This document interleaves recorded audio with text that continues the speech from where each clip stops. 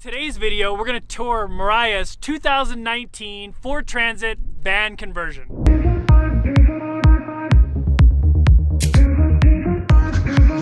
What is going on, YouTube? Today, I got a special treat for you. We get to tour Mariah, her boyfriend Cole, who unfortunately is not here with us today, and her pets, Finn and Callie's 2019 Ford Transit van conversion. So without further ado, I'm going to turn you over to Mariah. Hi, my name is Mariah. I'm 19 years old. I'm from Monterey Bay, California, and I live in a 2019 Ford Transit with my boyfriend Coleman and our two dogs, Callie and Finn. I bought this van in May of 2019. I was single at the time, so I went with a brand new van off the lot. I went with the 130-inch wheelbase, which is only a 10-foot interior, and I went with the medium roof version, so it's 5'9" inside. Sorry, Coleman. So the first thing that we tackled when we bought the van was electrical. I chose a 200-watt solar system with a 1,500-watt inverter. So we have both AC and DC in the van. All the appliances in the van are DC powered, including the fridge, the lights, the water pump, and then we have DC power to charge our phones, cameras, laptops, all the other little things that are in our lives. I have one 100-amp lithium battery. A couple of things on the outside, we did add a window that slides open for ventilation. We also have the fantastic fan, which I do regret. I don't like that it sounds like a window is open when I'm driving, and I don't appreciate the sonar-like alarm that goes off at 3 a.m. when you run out of power. Yeah, I wish I'd gone with the Max Air. And now for the inside of the van. Up in the front, we added a swivel seat because we wanted extra workspace. It really did extend the livable area in the van. So yeah, we haven't had any regrets about it. That might be my favorite part of the van, especially living in such a small van with 2 humans and 2 dogs. We also did, like a lot of other van lifers, add an upper shelf. We love it. It's just worked out really, really well for us. And in our kitchen, we have a butcher block countertop and subway tiling. I really like the tiling that we did because it just opens up the space and it brightens up the kitchen area. We also have under the cabinet lighting. It is just a really nice light to have on during the nighttime. It's nice and subtle. I really like my deep sink because it allows me to wash my hair in the van. It's probably one of my top 3 favorite features. We also have a magnetic knife rack, which is surprisingly useful for things other than knives. It's just really nice to have somewhere to pop something. For our fridge, we went with a 12-volt isotherm, I think it's a 50-liter fridge, I could be wrong. It's one of the bigger fridges. I didn't know that when I bought it, but now that we have it, I'm actually really, really grateful to have an extra large fridge. It barely holds enough food for the 2 of us. As for the water, we went with 18 gallons split up into 3 separate 6-gallon water jugs. We store one of the jugs under the sink and we store 2 of them in the back in the garage. We chose to make everything removable just to make life a little bit easier. And so far, I do not regret my decision at all. Right here beside me, we have our 2-person seat. It is the perfect size for Cole and I's hips, plus a couple of inches for a little bit of comfort. We eat here, we work here. Coleman stays up until 2 a.m. gaming sometimes here. And then we also have this pull-out table underneath the bed that slides out to make the table that goes the entire length of the bench seat. Underneath the bench seat here, you can see that we have a little cubby. When you're building out a van, every little inch of storage space counts. So it's super, super useful. We use it for our first aid kit and our hammock. We also have this little table that we use to fold out and cook and sometimes work standing up. It's actually definitely necessary. Yeah, again, when I bought this van, I was single, so when I did get into a relationship and the person that I was in the relationship with chose to help me build out the van, we chose to make the upper cabinets run the entire length of the van just to maximize storage. And even still, it's borderline not enough, but it has been pretty good. As for the bed, we chose to have a fixed bed. It's between a twin and a full.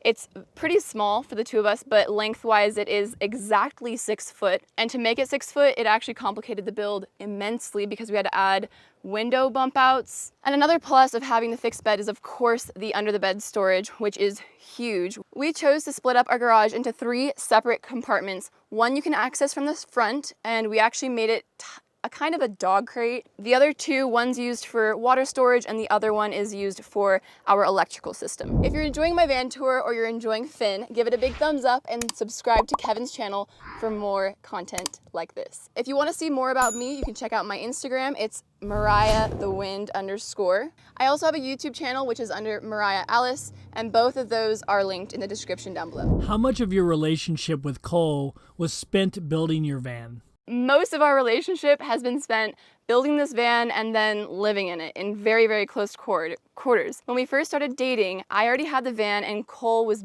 begging me to help. He was such a gentleman. He really, really wanted to get his hands dirty. He worked construction. He has woodworking experience. He really wanted to help, and I was super reluctant to take his help because I did not think that he understood how big of a commitment it was. But when I finally decided to, yes, take his help, it got complicated. I would say that building this van in the beginning of our relationship was a huge test that could have easily made or broke our relationship into a bajillion pieces. I think that it made us stronger going through it, but I do not want to say that it wasn't a challenge, because it definitely was, especially since I bought the van and financially I paid for the van build. It was just really hard on us as a couple to work through all of these little intricate issues that new couples rarely have to work through. When it actually came to building it, he built it and I was kind of like a little apprentice helping hand. I did do the wiring. My dad did install the solar panels and the fantastic fan, but Coleman did the rest. He also installed the window in the door.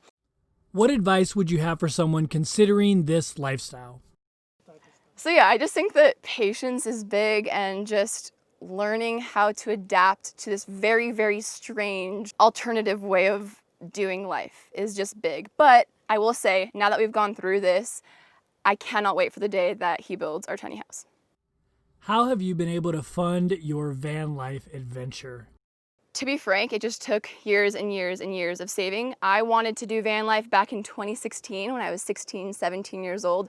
Obviously, I didn't have the money then, and it took me, 3.5 years to actually buy the van, and another year of working and saving to actually be able to get on the road. As of now, my plan is to work seasonally during the summer, and Coleman is doing the same. Right now, he's actually not with me. He's back in California fighting the California wildfires that are happening up and down the coast. He manages a company that provides emergency services for federal and government agencies.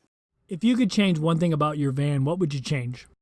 If I was to change one thing, I would, of course, change the van. I would not have bought it used, and I would have gone with the Ford Transit high roof 148-inch wheelbase. Just for the additional 18 inches would have been huge. The extra foot of height is just necessary when you have a boyfriend that is 6 feet tall. I think long term, we're definitely going to have to switch over to that at some point. I would not get a medium roof again. What's been your favorite place that you visited in your van? My favorite place so far has been Two Harbors, Minnesota. It was on Lake Superior. It was beautiful, awesome weather. I think especially during the summer, it's really important just to find cooler weather so that you stay sane. And for me, I found that in Minnesota. So that was definitely my favorite place. What advice do you have for people who want to do van life with dogs? If you want to do van life with dogs, prepare to have the van be ruled by the dogs. It's never going to be clean. A lot of your storage space is going to go towards their things. I think temperature-wise, it's really, really important to have really good ventilation. It's also really important to pick your spots based on the dog's needs. A lot of the time, I'm putting these two dogs' needs above my own. So if a spot isn't comfortable temperature-wise, or if it isn't somewhere where I would feel comfortable letting them outside, I can't stay there. All right, so that was awesome. Thank you, Mariah. Thank you, Cole, who couldn't be here, for letting us peek into their tiny little home. If you enjoyed this video, make sure you hit that thumbs up button. But even if you didn't like it, you didn't like Mariah, but you liked Finn, you can still give it a thumbs up. Thanks for watching. I pointed at Finn when I said Callie. That's okay. Moving on. Oh God, never mind. No, you don't say it. Just can't remember. Fine. Swivel seat's fine. Sculpema. I just touched the mic. That's okay. It's okay. That's not a period, but that's okay. Yeah, you can say. Is that what it's called, a whisk? My cup, coffee talk on the screen porch. So in love, now you're the one I'm losing sleep for. And I hope the wrong ones slip right through your magic fingers. And I hope we find some way to fall in love like we were. Yeah, you're